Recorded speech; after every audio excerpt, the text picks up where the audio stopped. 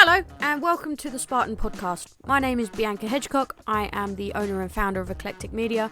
We are a bespoke digital marketing agency based here in the UK. On the Spartan Podcast, you will find everything to do with entrepreneurship, business, fitness, biohacking, self-improvement, anything to make you a better you and improve your day-to-day life and your business. Each week we are going to have guests on speaking through how they got started, where they're looking to go, all of the hints and tips and tricks that they use to get to where they are today. So sit back, relax and enjoy. Hope you like it and make sure to subscribe. Hi and welcome back to the Spartan Podcast. My name is Bianca Hedgecock. I am the owner of Eclectic Media. We're a digital marketing agency based here in the UK. Today we have Lizzie Laws on the show. She is a travel empowerment coach and a long-standing friend of mine. We used to play football together. So I'll hand over to Lizzie now. She can introduce herself a little bit more and we'll get started. Yeah, hi guys, thanks Abby. I'm Lizzie. I'm a travel empowerment coach. I've known now 10, 15 years? Mate, yeah. Showing our age now, aren't we? Flipping heck. Definitely.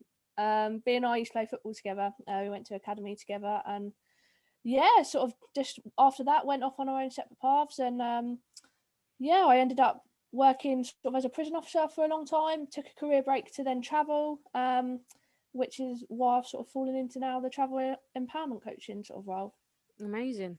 Yeah, I think to be fair, not that I like to tell people this, I'm like 34 this year.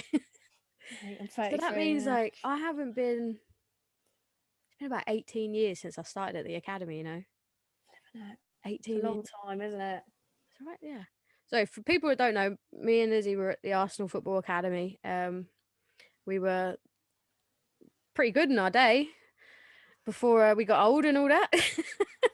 Yeah, like football was just life back then, wasn't it? Like it's such a different life, honestly. And the thing is, back then as well, like you think that is your life. Like it's so regimented and it's so professional. Obviously, with it being Arsenal, it was a certain level. We trained 5 days a week. We had academy games. Then we were playing club games as well, plus gym like 3 days a week. Like it was nuts. It was like literally being a professional footballer without the paycheck.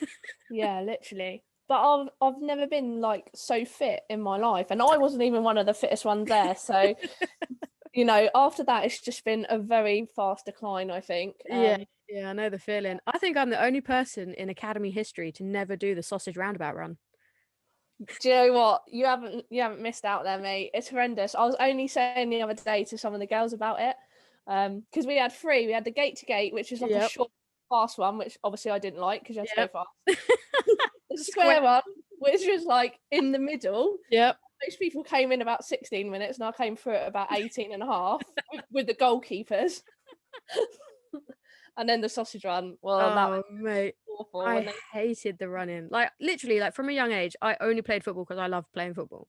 I did not see myself being a pro. I didn't see myself, living the lifestyle of going to the US and all of that stuff.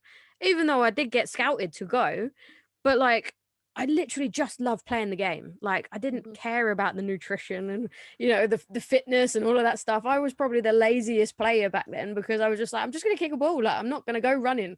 All of the fit girls are like after studies and stuff. They're like, oh, we're going for a run. I was like, see you later. I'm not going. Putting me gym jams on. Yeah, literally. But so from there, what did you do after that then? So you went from the academy, did you go straight into being a prison officer? Like how did you move from there? No, so a lot of the girls, like you say, they got scholarships, they went on to America or like the England Player Development Centre, and I just didn't have that urge to want to like take it to that next level, I suppose. And but I also didn't want to go to university, and so I was like, what am I going to do in my life? So I then went to Chelsea Academy for a year, which wasn't a live-in one. It was I was travelled in each day, just to sort of bridge the gap really, because I didn't know what I wanted to do. And so I did that, finished there, and sort of just like fell into odd jobs like retail, hospitality, and then just one of the girls I was working with, waitressing, was just like, oh, I'm applying to be a prison officer. Like, you should give it a go. And I thought, oh, well, why not? Like, don't know what else I'm going to do in my life. Yeah, so it wasn't something I was like burning desire to do. And yeah, it was a long like process because you have to have a lot of obviously vetting, assessment days, fitness tests and stuff. But I think it was like 18 months after I applied, I finally started, and Wow. I was like, all right, I've got a career now. So yeah, that was pretty much how I fell into it. How did you feel like going in every day and looking after people that had obviously like gotten on the wrong path, so to speak? Because you've always been like a really positive, sort of happy, upbeat person. So like having to deal with that on a daily basis and knowing what some of them did and all of that stuff. Like how did you handle that like mentally every day? I think you just learned to be just a person, just be who I was, because at the end of the day, like everyone's got a story, and I think if you went in and took into consideration, a lot of the history, then Yeah. you could have a very different outlook. I suddenly went from like waitressing to being this person who, you're a mentor, you're a first responder, you've got so many different roles to play in Got a order to like, responsibility. yeah, to support these people, and ultimately you're there to help rehabilitate them, which is, it is an enjoyable job. It's hard. There's a lot of pressure, and it's an environment where every day you're going in and you just don't know what you're going to face. But Yeah. no, I sort of like embraced it, and yeah, I did it for 6.5 years, and Wow. it's taught me a lot of life lessons. And I started when I was 21, so it's quite a young age to sort of go in and do that sort of role. But yeah, it taught me so much about myself, and I think it's like, yeah, it's helped me in everything that I've done going forward as well. Yeah, I can imagine. Like, I think people sort of obviously look at people who are in prison or have been in prison in a certain light. But actually, I think if you look at some of the backgrounds of people as well, like some of the circumstances of that, you can see them heading down that path already. Do you know what I mean? Like, there are a lot of things that happen to people as a matter of circumstance rather than them being born bad or evil or whatever. And some of these things could have been avoided. So I think it's really good that you went in sort of with that open mind and try to help them rather than like just look down on them or whatever. Because I've heard a lot of like horror stories about people in that industry as well. Because I've had a couple of friends from school who went into that sort of lifestyle in terms of going down the police route or um the prison officer route. Mm-hmm. So 6.5 years, like, did you not think that was going to be your career for life, or did you just do it because it was a good career at the time? Yeah, I think like I say, I fell into it, and I didn't really have any idea what I wanted to be when I was older.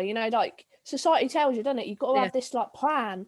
You've got to have a job, a career, a house, like mortgage, kids, whatever. Married, kids, yeah. Yeah, and I think I've very much been someone who's like, no, show me the rule book that says that. Like, so I just sort of go with the flow. Yeah. But then, yeah, 6.5 years sort of passed, and I kind of got to the stage where I was like, okay, I was looking around at my work colleagues who'd been in the job for like 20, 30 years, and I was thinking, if I don't do something else, like that's going to be me. Yeah. And I just thought and that's fine for them. That's their journey they wanted to take. Like, Yeah. but for me, It I was scare like, no. you. Yeah, I was like, no, I'm not going to be in that position. So yeah, that's what kind of gave me sort of like that kick really to yeah, go and travel. So you packed it in to go traveling, or did you like think, oh, I'm gonna get a new job? Like, how did that move from there? So I took a career break. I'm quite fortunate in the prison service. They do like quite a good system with career breaks. So I literally walked in one morning. I mentioned it to my line manager. I hadn't really thought too much about it. And by the end of my shift, I'd had a career break granted. And I was like, okay, right. So can't really think too much about that now. It's happening. And which was good because it didn't give me time to back out. Yeah. And yeah, so I think it was 6 months before then I went, and yeah, just crammed in like the overtime, and I kind of knew that I had that safety net that I could come back to the job. Yeah. Which is obviously the beauty of a career break. But it turns out that actually I didn't really need that, because the minute I got on the plane and went, I wasn't even thinking about what was going on in the prison, to be honest. So last thing you were thinking about. literally. So obviously you decided to go traveling and stuff. Like, obviously I know that we went to the same Camp America camp, which was pretty awesome. We got some mutual friends there as well, which is nuts because they're on the other side of the world. Mm-hmm. But did you go traveling and then do Camp America, or did you like go straight to Camp America? How did that work for you? Yeah, so the first thing I did, I just booked a one-way ticket to New Zealand. So I didn't really have much of a plan. Initially, I had an 18-month career break, so I was like, oh, I'll just go and see what happens. And so I like went to New Zealand and I worked out there. Did you go on your own? So I went out with a mate who came for a couple of weeks, and then she went back home, and then I was on my Todd. But to be fair, I think there was that fear initially of, oh God, I'm on the other side of the world, like I'm not going to know anyone. But literally within like a couple of days, you're just surrounded by like-minded people who've just got this like zest for life, and you just make it what it is. And it's brilliant. I worked on a llama trekking farm. I got proper cultural. Nice. Like, did all sorts. And that's a serious experience, that. Yeah, literally. And I didn't even know what llama trekking was, to be honest. Like, I saw it on one of their adverts for like the backpackers board, and I was like, oh, I'll give that a go. And turned up, and you just harness these llamas and just walk them like along the beach. And people paid to do that. I was like, this is insane. That's crazy.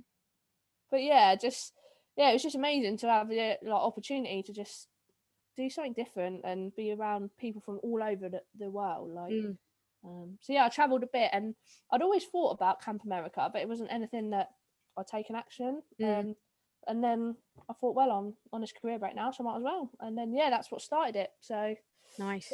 Three summers in different camps. Yeah, I mean, to be honest, like, I've got so many fond memories of doing it. Like, I've always said it's the best thing I ever did. Like, honestly, like, and I went out there on my own as well, and it was, I don't think I'd ever, like, apart from when I was maybe like 3 or 4, like when I was really young, I'd never been on a plane, like, up until that point. So I'm sitting there like at Heathrow, and I'm my family's all dropped me off, and I've gone through, and I was like sitting there thinking, what the hell am I doing? Like, I've never got on a plane before in my life, and now I'm sitting here about to go away for 3 months on an 8-hour flight. I don't know what I'm walking into. Like, I've never done this before, but it really does build character, because it really forces you to like come out of your shell, speak to more people, like, and especially with the camps in the US, like, they're all like really over the top, cheery, like, kids sing the camp songs and all of that stuff. Yeah. Excuse me. And that wasn't me anyways. I was really reserved. Even at the academy, like, I was very quiet. I kept myself to myself. I was literally there for the football.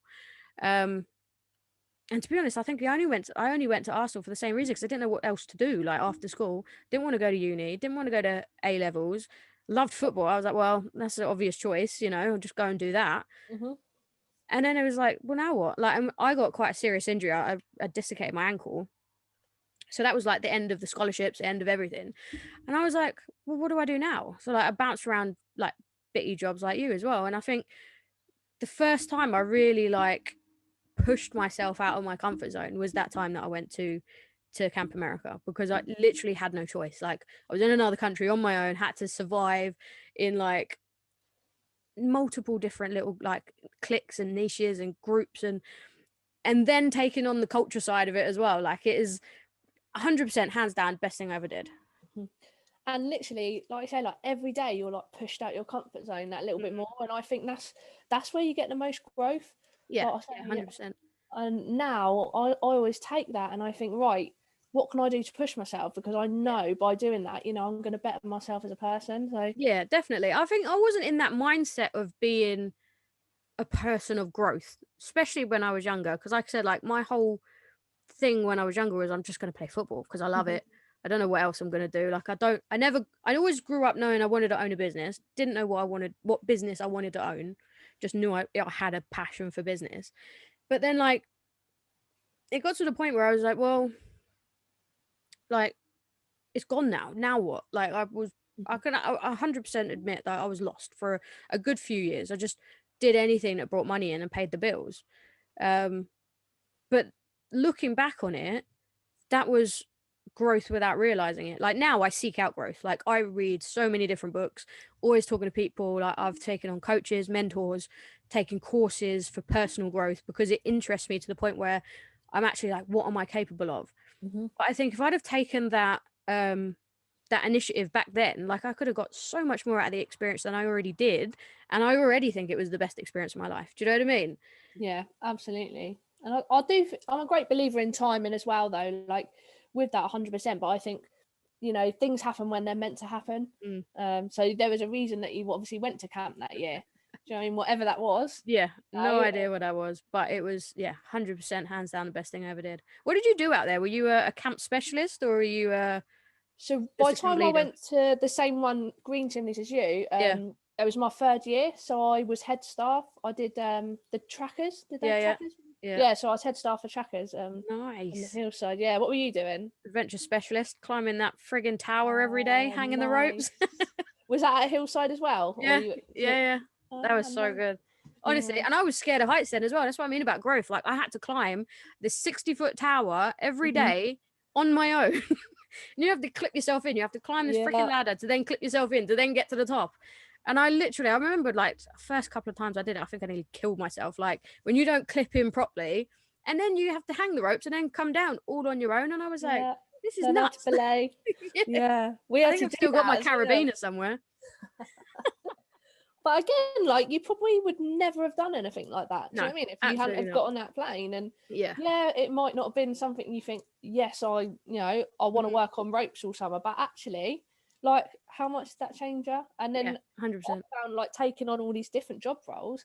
Now I'm like so open to anything because I'm like, there's so much out there, like, that I'm potentially missing out on. So just give it a go. Well, this is it. Like, that's what I said. Like, just being a personal growth in terms of being open to opportunity. And I haven't really looked into that whole, manifestation side of things and all of that. Like, I'm quite a realist and a practical person. Like, I still find it a little hippy dippy for me, but the science behind it is literally a case of don't close your mind off to things. Like, the more we fixate on whatever is in our mind. So, if it's negative, we're only going to attract negative, because that's literally all our mind will focus on, because we're looking for it. And I think that's kind of the practical side behind the manifestation. But I wouldn't have experienced that type of growth had I not done the travel. And like, even now, like, I'm such a home bird. I probably, like, I know you want to move away. You want to move to Canada next year. I've been to Canada. It's amazing. Actually did it while I was at Camp America. Oh, nice. Yeah, we drove 8 hours to the border. That was fun. Oh, I went over to Niagara. Yeah, it was good. But like, I know obviously you doing all the travel sort of empowerment of people doing it, but I think people underestimate the power of travel. Like, and I am a home bird, but I would quite be happy to go 2-3 weeks in a place, explore it, and then come home, and then leave and go. I'm not I'm going to go away for 2 years type person, although I have friends that have done that. I think travel enriches your life. You just have to fit it into your life. Exactly. And the thing is, I think there's like a very much a stigma around it. Like, when people say traveling, people automatically think, right, backpack, go for a year or two. But actually, travel can be whatever you want it to be. Yeah. Do you know what I mean? Travel can be as much as like just visiting like a new city. Yeah. Going away for a weekend, going camping in your own country. Like, it doesn't necessarily have to be abroad. And I think part of the work that I want to do is really to kind of break that down, because people missing out. Yeah, definitely. And I think Corona as well this year, like, obviously before we got put in a full lockdown, people started to explore the UK more, and find out actually we have some really amazing places here that they probably never would have even contemplated had we not been put in lockdown. Definitely. And like, all of a sudden, it was funny, wasn't it? Because literally Boris made his announcement and all of a sudden everyone was a walker. Yeah. I've never seen so many people like all getting on a bike. Yeah. You couldn't buy a bike for love nor money. Couldn't get any kind of exercise equipment for nothing. No. And I guarantee you, people bought it and then never used it. They were like, oh yeah, I'll use it for 3 days, power walking, and then they're like, oh, no. Yeah. Oh, there's a new series on Netflix. Yeah, literally. Yeah. I mean, I must admit, like, obviously because of my rehab, I have bought like one of those little bikes, but just to help me like with my range of motion and stuff. But like, I hate walking. My missus is an avid walker. Don't ask me why. She's like, oh, should we get out and walk today? And I'm like, no, like, it's cold out there and it's wet. Like, I have no intention of going out there. She's like, oh, I just have to get some fresh air. I'll go to like have a bath and come back and all the windows are open and it is absolutely Baltic. And I'm like, what are you doing? She's like, I just want some fresh air. I was like, go stand outside. It's freezing in here. But yeah, I mean, I have got into walking more. Like I invested in some not even walking boots. So we went looking for wellies and we couldn't find any wellies anywhere because again, everyone's a walker. Mm-hmm. So we found like these snow boot / like welly things, which are awesome Mm-hmm. from Aldi. Don't underestimate the power of Aldi's middle aisles. So good. So good. And now I don't mind walking too much because I'm not ruining my Air Force Ones or anything. You haven't got a baby wife from after. Yeah, exactly. Oh, mate, honestly, I got a new pair for my birthday in August and I took my nephew pumpkin picking and absolutely caked in mud and I haven't cleaned them yet and it's breaking my heart that they're sitting in my boot at the minute. But yeah, I mean, that's another story. But yeah, I think definitely travel is something that people need to just explore more. Like I went on a staycation a few years back. I went to Cornwall, and honestly, it's the most beautiful place I've ever been. Like the beaches down there are incredible, especially in the summer. Have you been? Yeah, not for a long time, but as a kid we used to go down there, and yeah, it is. It's beautiful, and it's on our doorstep, really. So Yeah. you haven't got to get on a plane, and No, literally. there's so much out there, and it's about sort of knowing what it is that you want to get from travel as well, because everyone's experience is different. Yeah, You know, 100%. that's the beauty of it. So after you left Camp America, what did you then move on to? So after my third summer, then I went to Canada and did like an outdoor ed season Nice. for the fall. Did a bit more traveling, like went to Oz and I did the West Coast in a camper and Bali and just bobbed about really. Came back, did a little bit of work, saved some money, went again. Mm-hmm. And then yeah, it was start of last year, 2019. I was like, I felt like I was ready to come back, like, Yeah. but for good. So in my Mhm. head, I was like, yeah, like I've done my traveling.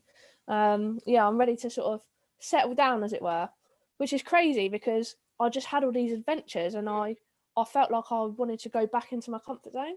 So I did that. And I went back to the prison service, but I changed roles just because I was like, I need to do something different. I don't want to be going back doing the same thing I was doing like 4 years previous. Yeah.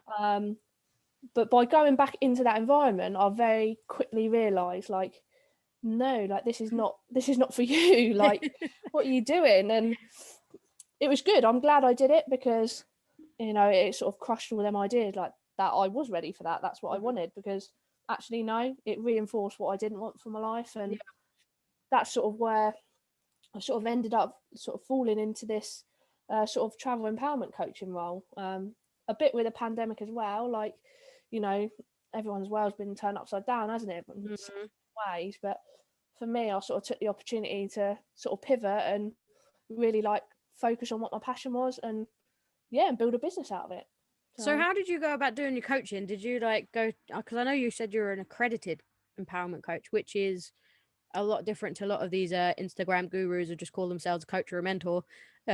How did you even get into that? Did someone approach you and say, look, I do this, or did you go looking for it? Like, how did that journey start? It was through actually. So I'm a sucker for reality TV shows and Love Island, obviously. And one of the guys who was on it, Johnny Mitchell. So I just followed him on Instagram, and he was like posting loads of stuff about coaching. So I just followed a link, and basically he is one of the business owners of the Coaching Masters. Right. And yeah, I did my training through them, and it's like a 3-month like intensive program. And you come out and you're like an internationally accredited coach because they're linked with a coaching federation. So I did that. And most coaches then you sort of niche, you sort of find what area you want to niche into. So for me, I was like, oh, like empowerment. And then I found like a travel coaching certification as well that I could do. Again, which is internationally recognised. So I did that as well and moulded them together. Nice. So yeah, that's how I got to where I am now. Do you still work with coaches? Like, I know you've obviously done your training, but like in terms of, I don't know, a business coach or, you know, a coach's coach, or like how to structure your offers and stuff, do you work with anyone like that now? Yeah, absolutely. Like, it's one of the biggest things that I've learned is when you're going into sort of any kind of coaching role, every coach needs a coach because I think at the start you think, yeah, I've got this, I can do this on my own, but it's a huge world. There are so many different types of coaches out there. Yeah. You know, so I'm working with like a business mindset coach at the moment who's really helping me put together, like you just said, like my offers, like my structures, the the sort of back end stuff that you don't see. Yeah, building your No, systems and your delegation, your automation, all the good stuff. literally. Yeah, and there's so much to learn. Like, at first it's easy to think, yeah, I'll just do a one-to-one coaching program. I'm going to charge this amount of money. Well, no chance. There is so much more than that Yeah, if you literally. want to do it right. Yeah, 100%. I think especially if you're turning it into a business as well. Like if you want to learn to drive, you get a driving instructor. If you want to learn to scuba dive, you get a scuba diving instructor. And just because we're in business doesn't mean we're any different. And actually, it accelerates the learning process because you are working with someone who's already done it. You've got proven systems at work. You've got sort of like a template on how to take the next step, how to find your ideal client, how to structure your offer. Even down to like buyer mentality and psychology of how to use certain words, even colors like come down when you're doing, I don't know, copy, for instance. Like red is always seen as a negative, whereas blues and greens are always seen as a positive, that sort of stuff. Like there's so much stuff behind it. And I think you forget that. Like as soon as you get into business, you're like, right, I own a business, everyone's going to come running, and you think it does not work like that at all. If it did, we'd be millionaires. We wouldn't be here, mate. I tell you. Yeah, and like I mean, even me, like I took on a couple of courses. I've taken on a coach as well, because there's always like a better way to do something. And why would you want to reinvent the wheel? Like you can spend weeks and weeks and weeks on one single problem, and actually you could just hire a coach, probably depending on a coach, maybe anywhere between 50 to 200 pound an hour, and they solve that problem for you in that time, rather than spending 2, 3, 4 weeks trying to figure it out. It then comes down to how much is your time worth. Do you know what I mean? Because realistically, like you have to spend a little bit to save yourself that time, because then you can accelerate and grow. That's it. And a lot of it is very much like reinvesting as well. Like I've now, on top of my coach, just invested in sort of a coach to set up my sort of onboarding system, and simply because that's so time consuming, and it's easier for me to just pay someone to do that, than do it myself. Because working full time and doing this on top, that would take me weeks of evenings to even get that done. So 100%. And it's having that accountability as well. I'm sure with you, like having your own coach, like it's someone who's going to hold you accountable, to make sure that you get your things done that you need to move forward. So this onboarding funnel, have you automated it? How is that working for you? So I've done my a couple of like email funnels. I've got like a challenge coming up, so I've been setting all that up myself. But the one that I'm literally just about to start with this other coach is just like the client onboarding journey.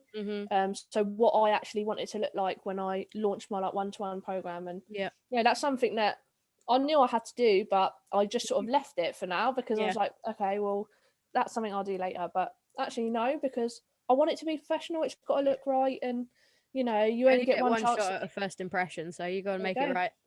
So it wears out my mouth. Literally.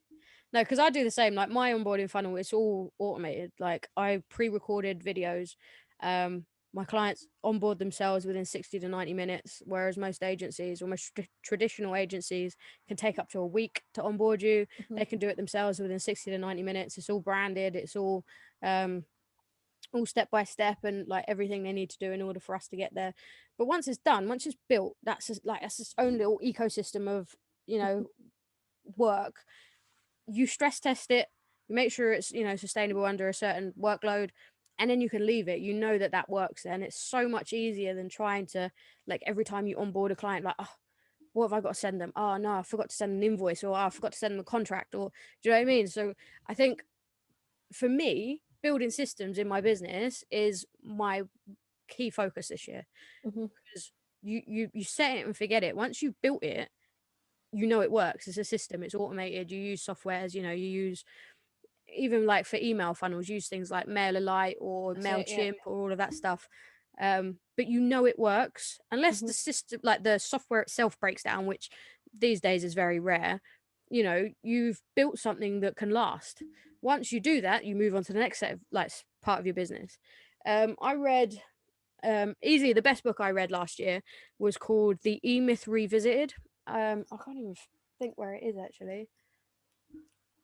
Oh, there it is. Michael E. Gerber is the author. Okay. the ebook, the E-Myth Revisited, and it literally is just how to build systems in your business.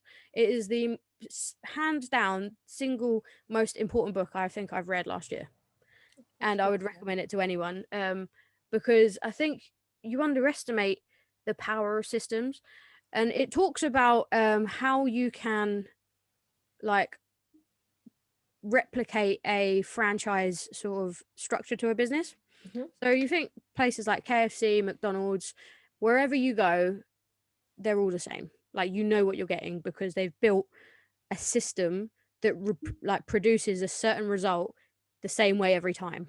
Yeah. And it just talks you through how you can do that for your business. Like you can't you're not going to have a deviation in supply of your business because you've built a system that supplies the same thing every single time and Mhm. they know what they're getting, which then will translate into client retention and also more referrals because you know what you're giving out. So yeah, if you're looking at building business like systems for your business, hands down the best book you can read for it. Have a look at that, I think. And I think another important thing is, with that and having them things in place, it then allows you to sort of focus on, Hmm. the other stuff Yeah. and stuff that you like probably really enjoy, Yeah. stuff that you're passionate about. So Yeah, exactly, definitely. I think you could pick and choose once you start your business which are the parts you want to keep hold of and which are the parts you want to either delegate or automate. And yeah, that why do you get into business? It's not to make money, it's to help people and to do something you enjoy. mhm, Like last year, obviously when I first started out, I wasn't making halfway anywhere near what I was earning at my day job. I was 10 times happier because I enjoyed what I was doing, yeah, and that's the reason we get into business. absolutely. Yeah, it's just having that, that little bit of grit inside you to say, right, I'm doing this. Yeah, and Um, not listening and to people that tell you can't do it. yeah, that's it. And say I feel like society very much like puts this like pressure on us to Mhm. be in these jobs, and you have to have this, that, and the other to be successful. Well, Yeah, actually, you get to define what success looks like to you. yeah, yeah, definitely. It's So yeah, it's not a very cool sort of idea, is it? Like for you to pick what success looks like to you. Like for me, last year, success was not losing my leg or my life and actually being happy in the work that I do, no matter where I am. And I was earning 10 times less than what I was at my day job. Like mhm, that is a success for me because I actually got up every day, if I wasn't in hospital, enjoying my job. mhm, Like that is that I don't understand why that's not pushed more for people. Like when I have kids, whenever that may be, that's going to be the first thing. Like cover your bills, but anything after that, be happy. If you're happy, then job done. Do you know what I mean? absolutely, 100%. Because you spend so much of your time as well. Like if you're employed in a job, Yeah, you run your own business and it's on your terms. You build your lifestyle and literally. around that. It's Well, that's we're the lucky because our business can be taken anywhere. Like obviously, you said you want to move to Canada next year. You can literally take your business with you as long as you have an internet connection and a laptop. You're golden. hmm Um, and I don't think like obviously like schools and stuff are not geared towards creating entrepreneurs and business owners. They're geared towards the workers and putting you in jobs. But you can't put people in jobs if you don't create jobs. And I think there should be more of a balance. I think with entrepreneurs, they take more of an onus on learning themselves. We obviously put more work into personal development with coaches and courses and stuff, but should be in mainstream, education, because without creating jobs, you can't put people in them. No, absolutely.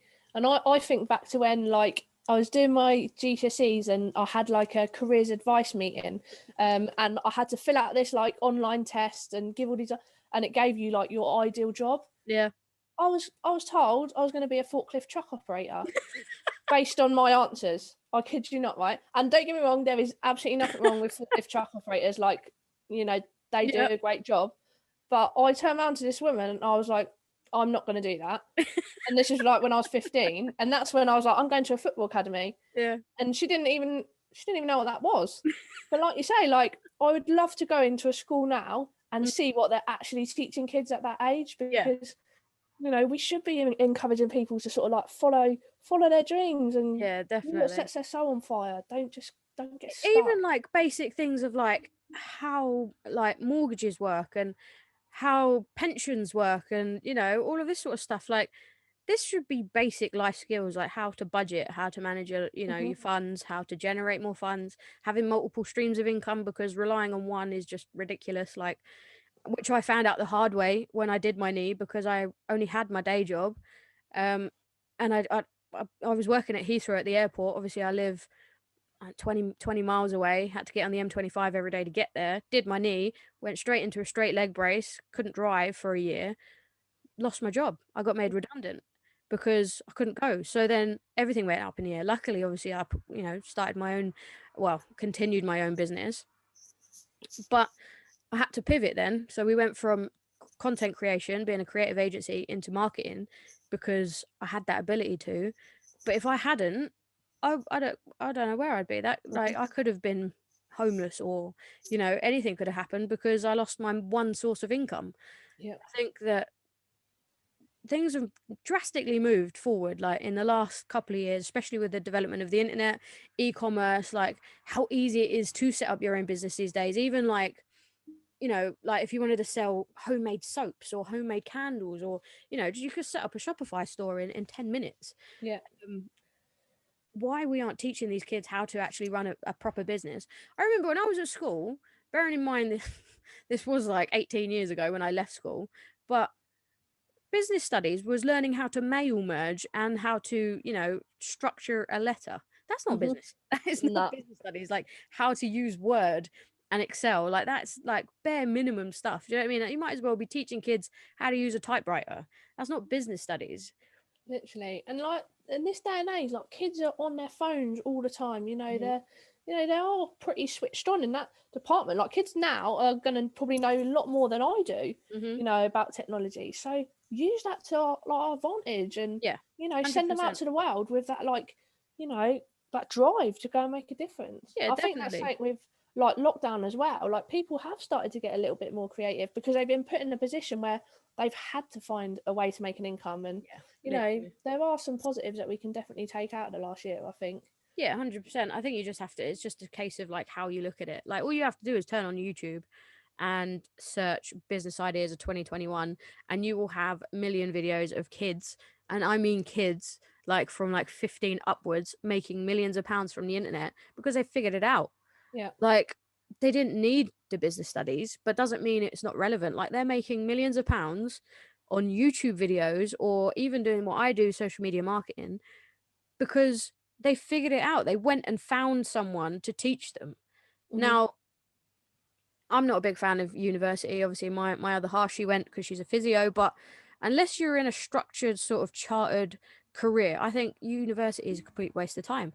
You just charge someone £60,000 to, at the moment, do online classes that you could switch on YouTube and find out for yourself, or even do a quick Google search. Do you know what I mean? Like there are so many ways now to learn and to educate yourself, and you have the freedom to find it what subjects like intrigue you, or gets you excited, and there'll be 100,000 other people teaching you how to do it.